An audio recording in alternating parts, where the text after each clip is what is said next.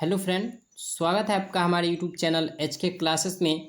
और आज हम लोग पढ़ेंगे क्लास 10th का प्रश्नावली 3.2 का क्वेश्चन नंबर पहला जो दिया हुआ है इसके बारे में। ठीक है, क्वेश्चन नंबर पहला इसमें दिया है, निम्नलिखित रैखिक समीकरण युग्म को प्रतिस्थापन विधि से हल कीजिए। ठीक है, तो हमको क्या करना है इसमें कि जो भी ये रैखिक समीकरण दिया हुआ है इसको प्रतिस्थापन विधि से हल करना है। ठीक है, तो चलिए हम लोग पहले रैखिक समीकरण को हल करते हैं। मतलब इसमें पहला जो ये रैखिक समीकरण दिया हुआ है इसको हल करते हैं। तो यहाँ पे हम क्या लिखेंगे, हल लिखेंगे।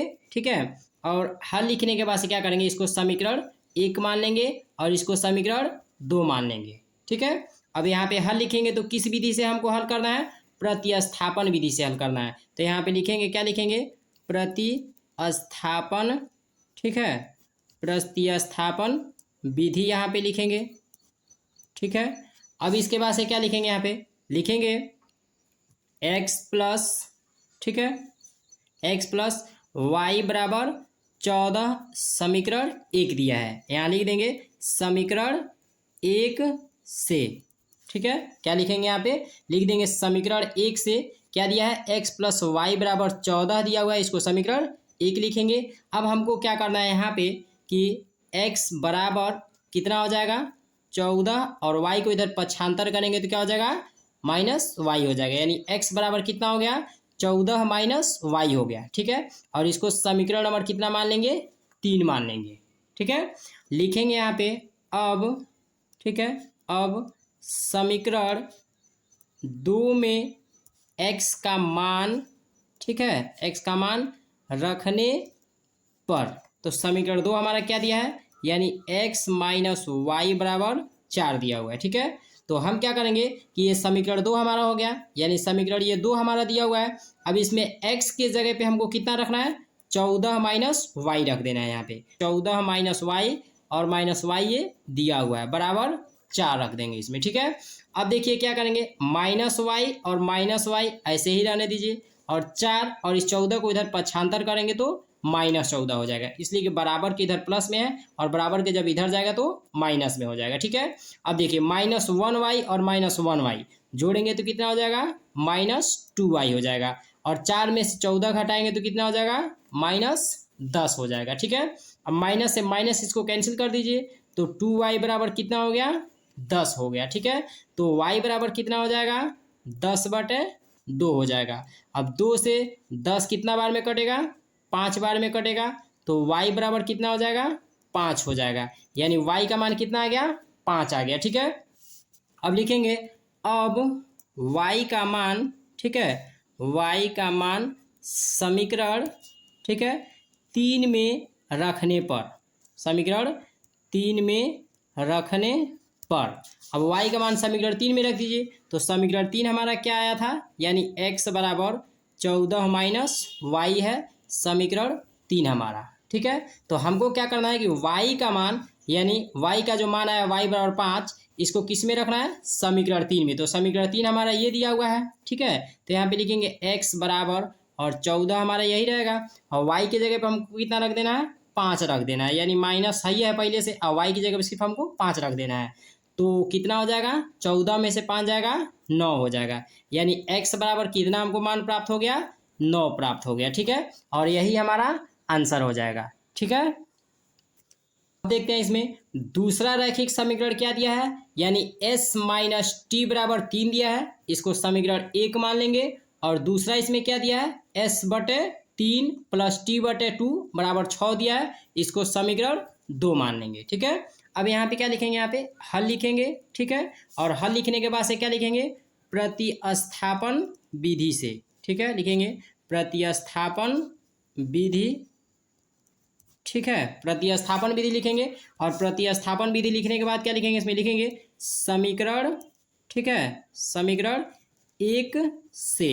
ठीक है, समीकरण 1 हमको क्या दिया है, s माइनस टी बराबर 3 दिया हुआ है। ठीक है, तो s बराबर कितना हो जाएगा, 3 और इस टी को इधर पक्षांतर करेंगे तो इधर माइनस में टी है और बराबर के इधर जाएगा तो प्लस में टी हो जाएगा, यानी s बराबर कितना हो जाएगा, 3 प्लस टी हो जाएगा और यह समीकरण नंबर हमारा कितना हो जाएगा, 3 हो जाएगा। ठीक है, अब इसके बाद से यहाँ पे लिखेंगे अब, ठीक है, अब यस का मान, ठीक है, अब यस का मान समीकरण 2 में रखने पर, ठीक है, क्या लिखेंगे कि अब यस का मान समीकरण 2 में रखने पर, तो समीकरण 2 हमारा क्या आया है, यानी s/3 प्लस t/2 बराबर 6 दिया हुआ है। यानी दूसरा समीकरण जो हमारा दिया है s/3 प्लस t/2 बराबर 6 है। ये समीकरण नंबर हमारा क्या है, 2 दिया हुआ है। और अब हमको क्या करना है कि यस का मान, यानी यहाँ पे यस बराबर कितना हमको रख देना है,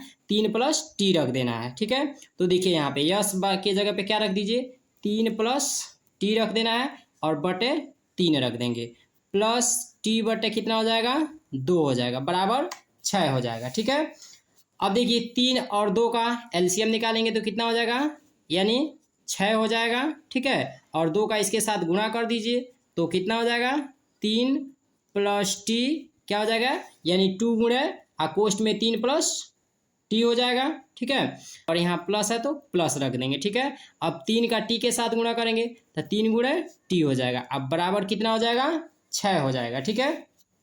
अब इसके बाद से क्या हो जाएगा यहाँ पे, यानी 6 है तो 6 ही होगा नीचे, ठीक है। और द्वितीय कितना हो जाएगा, 6, अब प्लस 2t, यानी 2 का टी के साथ गुणा करेंगे 2t, और प्लस 3 का टी के साथ गुणा करेंगे 3t, बराबर 6 हो जाएगा, ठीक है।